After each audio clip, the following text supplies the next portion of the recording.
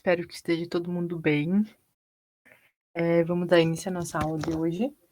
A nossa aula hoje não vai se estender muito, porque eu só vou explicar para vocês alguns livros que faltaram na outra aula. Então, ela vai ser um pouco mais rapidinha. Aí, na semana que vem, a gente fala um pouco sobre outros gêneros textuais que podem estar caindo em vestibulares que vocês forem fazer. Então, deixa eu transmitir a tela.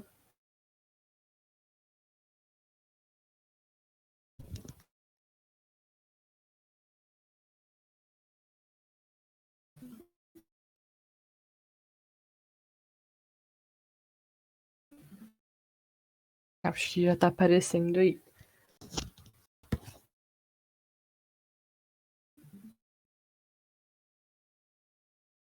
Ok. Os outros slides eu já coloquei lá no Classroom, se vocês quiserem dar uma olhadinha, tiverem alguma dúvida, tá lá.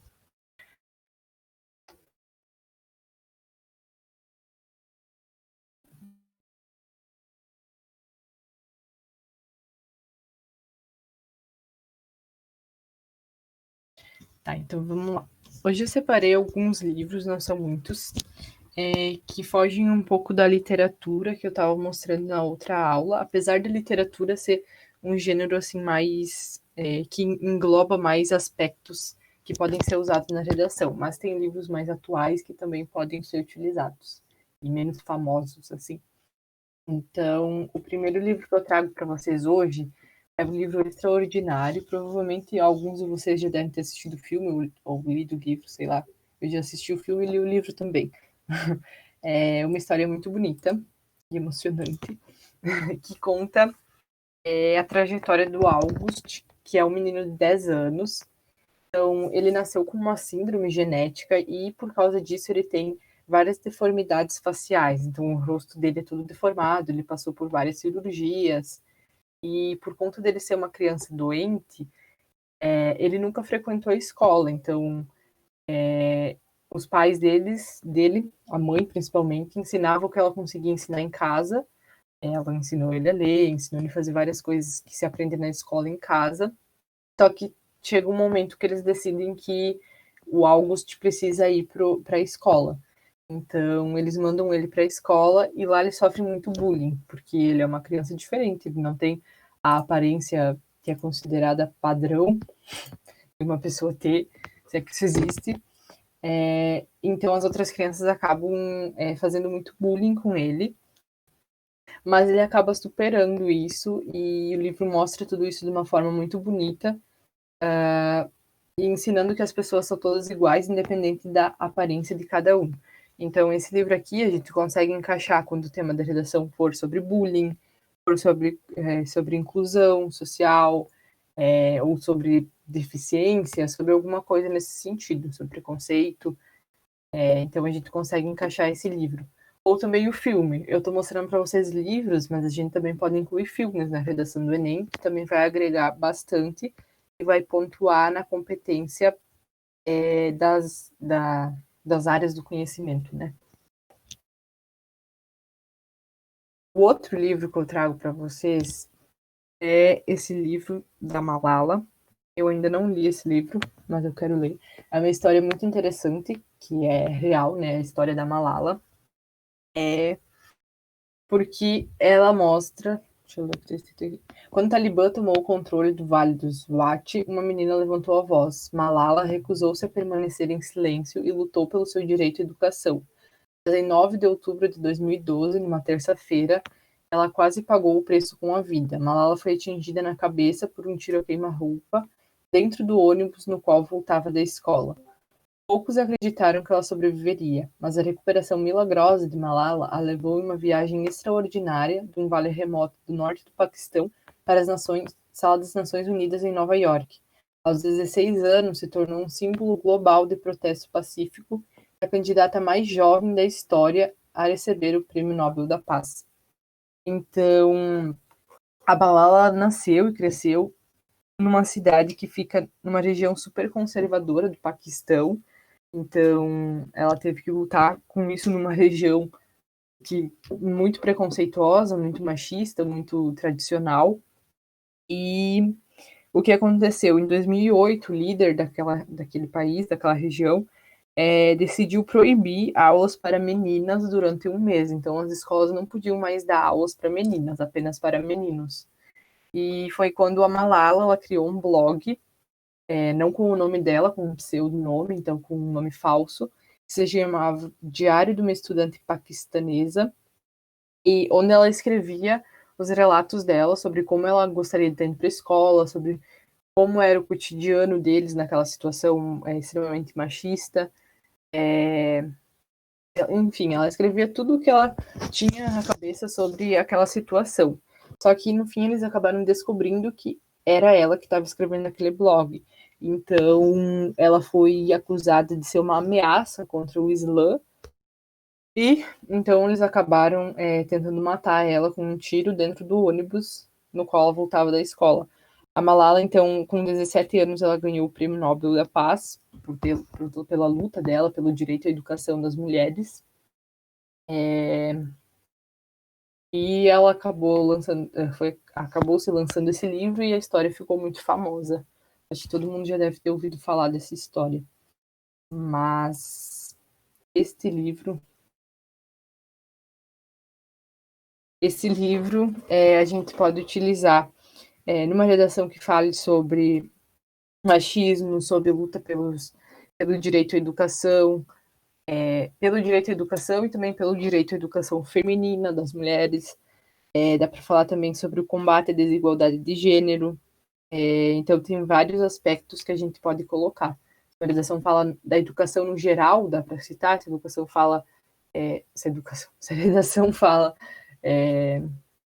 de desigualdade de gênero no geral, também dá para citar. Então, dá para citar em vários lugares.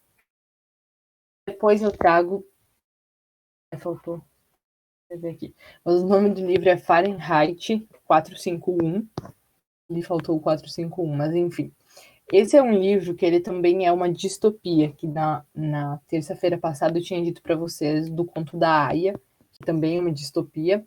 Então, a distopia, ela mostra um futuro numa situação péssima, digamos assim, uma situação autoritária, onde as pessoas sofrem com a situação.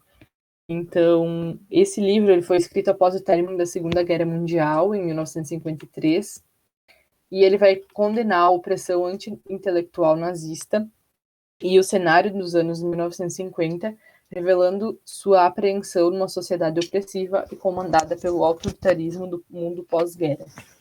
O livro se propõe a descrever um governo totalitário no futuro incerto, mas próximo, que proíbe qualquer livro ou tipo de leitura, prevendo que o povo possa ficar instruído e se rebelar contra o status quo.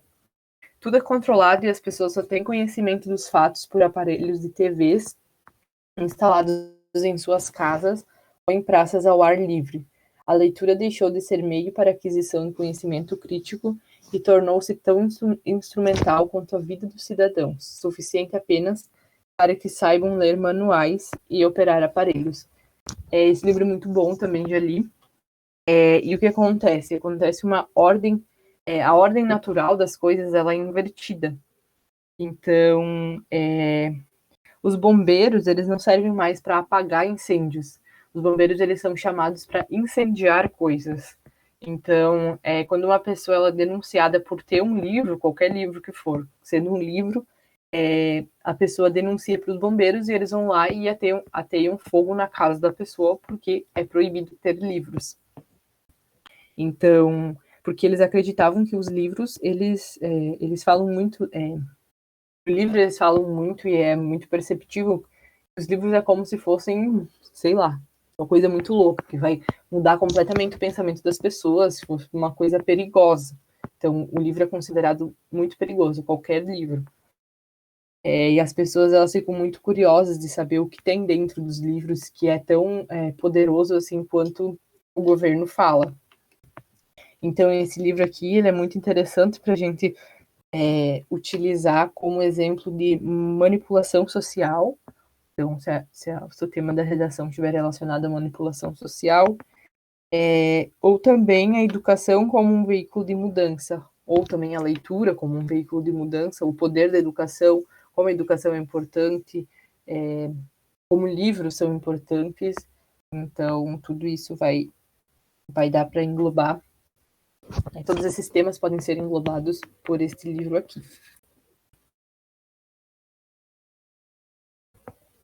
E também dá para falar sobre sistemas autoritários, né? Porque ele também vai falar sobre isso. Tem muitos livros que eu não sei que dá para falar sobre autoritarismo, inclusive. Depois eu trago para vocês o livro A Peste, que é de Albert Camus. Camus.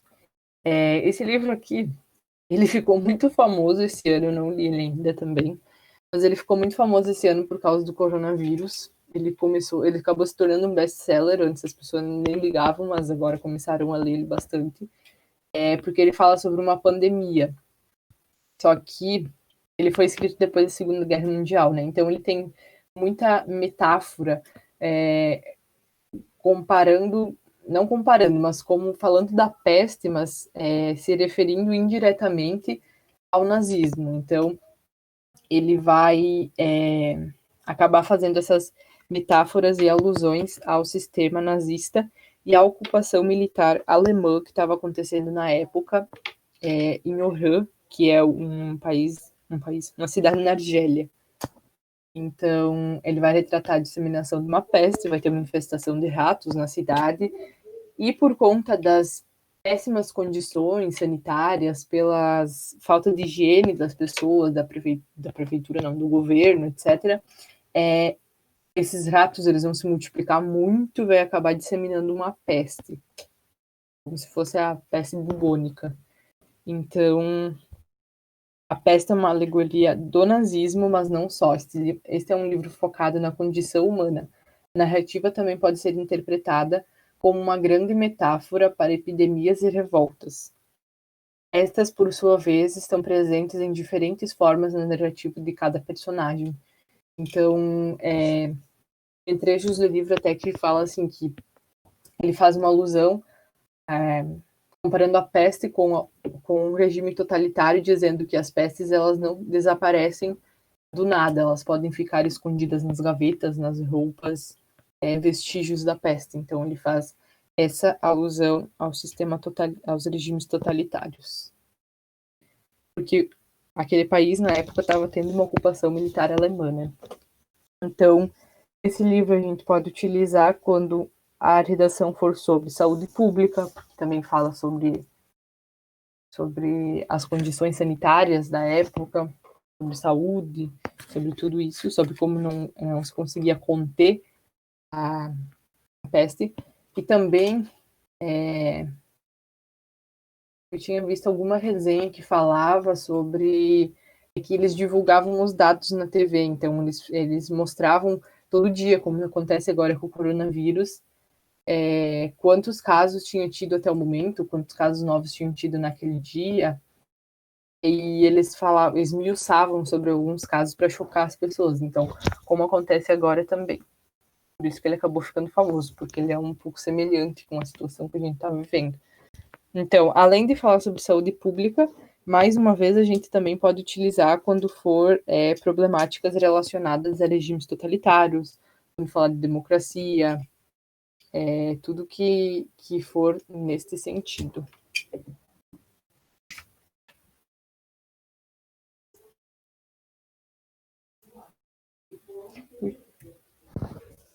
Então, pessoal, hoje eu trouxe só 4 livros para vocês, daí a gente encerra essa parte de livros. E eu coloco lá para vocês também. Falei que ia ser rapidinho hoje. E depois eu vou falar para vocês sobre os outros gêneros textuais. O nosso conteúdo de redação está quase acabando, porque redação não tem muito o que a gente ficar falando, né? É mais prática e escrita. Então, eu falo mais uma vez que é muito importante vocês me mandarem a redação para me corrigir. O pessoal que me mandou já da saúde pública, eu já corrigi por competência e já dei nota também. Então, se alguém tiver mais alguma sugestão, não estiver gostando da correção, é só me falar. Mas mandem as redações, porque se vocês ficarem só me escutando falar, não vai resolver nada, porque vocês precisam treinar a escrita. Então, é importante que vocês me mandem. Quando eu tinha aula Quando a gente fazia aulas do cursinho presencial, na redação eu costumava pedir para escrever durante a aula e aí ia tirando dúvidas. Era uma coisa que os alunos gostavam bastante.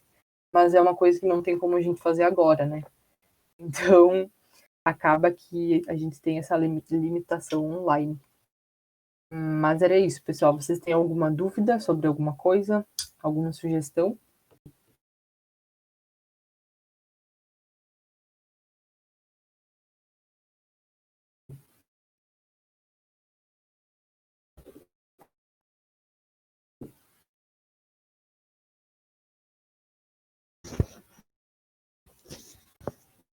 Tá bom, então. Isso aí. O pessoal que for mandando redação tenta colocar livro, filme, sociólogo. Tentem não se apegar tantos a dados estatísticos, digamos assim. Tentem variar mais as redações, porque a competência das alusões das áreas do conhecimento, né, é importante vocês colocar pelo menos 3 alusões e variar elas, se cada uma de uma área do conhecimento se conseguir. Uma alusão histórica, uma alusão a um filme ou livro e um dado estatístico. Daí vocês vão conseguir uma boa pontuação. É importante cuidar disso também. Aí dá para tentar colocar uma na introdução, uma no desenvolvimento 1 e uma no desenvolvimento 2. Fica ótimo. Ninguém tem dúvidas, pessoal?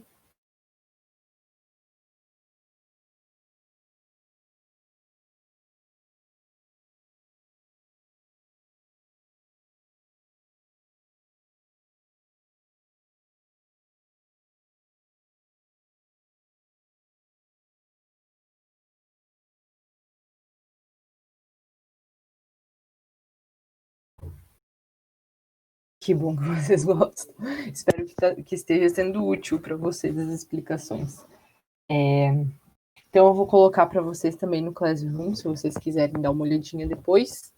Quem já mandou da saúde, como é que era? Desafios da saúde no Brasil, da saúde pública no Brasil, e quiser mandar sobre outro tema aleatório, pode mandar. E quem ainda não mandou, estou aguardando para corrigir para vocês, tá bom? Muito obrigada, pessoal, e até a próxima.